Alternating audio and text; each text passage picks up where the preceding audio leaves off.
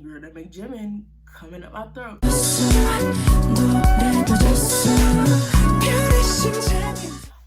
the reason why I wanted to hop back on here is because I want to rebrand myself. Let me see my white lady best. I want to rebrand myself. I want, you know, my YouTube to be a place where I can talk about things that I like. This isn't really a video, it's more like a rant type of thing, because I love when my videos are styled like this. This is kind of my style, is that like I just sit the fuck down. I keep cussing, oh my god. I just sit down and I just you know, talk about a topic. Let's talk about the Black women luxury movement. It's so much to talk about, and I have a very, very distinct problem with those Black luxury and those Black femininity YouTube accounts.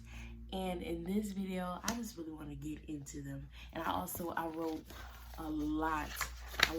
That was a blank page, you can't see it, but I wrote a lot of notes. So let's go ahead and dive about specifically accounts that talk about Black femininity and like embracing those videos that are like embracing your femininity as a Black woman, or like how to be luxurious and how to express yourself like that. These types of accounts, whether they be on Twitter, Instagram, YouTube, they boast so much about being pro-Black women, being pro-Black femininity. They do not give the welcoming attitude that like they think that they do. But most of the time, these types of accounts are always like breeding grounds for fat phobia, transphobia. That's the biggest one. They're always breeding grounds for transphobia, fat phobia, not so much colorism. And I want to get into that. The way that they talk, I'll wait.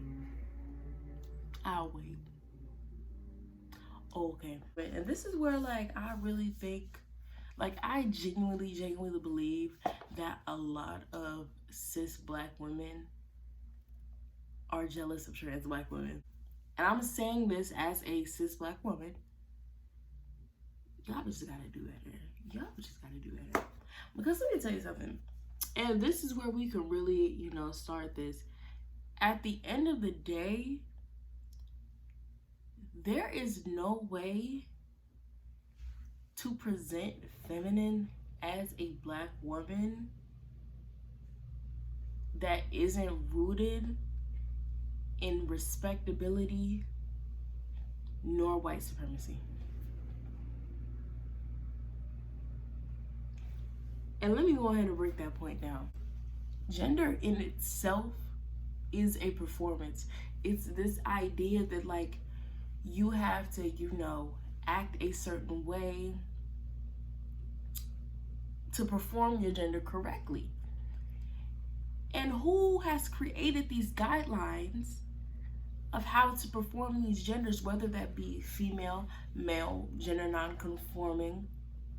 Every single one of the parameters for how we interpret people as that certain gender, it all leads back to that white supremacy, baby. So when you create videos where you're like, this is how you act feminine, this is how you dress more feminine and stuff like that, all that you're doing is reinforcing these old colonial ideals of femininity back onto Black people in an era in which we have understood that everything has come from these Eurocentric values of beauty, and we're trying to back away from it. So whenever these accounts are like, why can't Black women be feminine? Why aren't Black women feminine enough?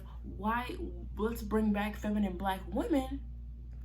All that they're saying is, can we bring back Black women that respect themselves? When in actuality, as Black women and as Black femmes, we shouldn't be working to define our femininity under those past terms, under these colonial terms. Instead, we should be working towards the abolition of like white gender performance. We should be working towards re-embracing our traditional values of gender. We like understand ourselves and our way of like life if we're not connected spiritually to our like traditional like African rules of society, if that makes sense.